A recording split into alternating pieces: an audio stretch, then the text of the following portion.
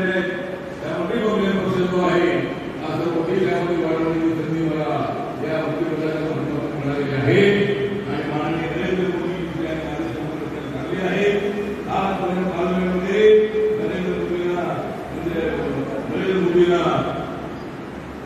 हसवलं नाही, नरेंद्र मोदींना हसवता राहुल गांधी हसवलेलं आहे. त्यामुळं या ठिकाणी एवढंच आपल्याला सांगतो की पार्लमेंटमध्ये माझी चर्चा होते, माझी भाषण असतं. त्यामुळं या ठिकाणी उपक्रमामध्ये आपण सगळे आलेले आहात.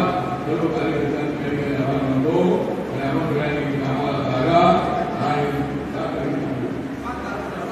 7 मेला या ठिकाणी मतदान आहे. 7 मेला आपल्याला बाळापूरला करायचं आहे आणि दुसऱ्या पुढे काम द्यायचं आहे.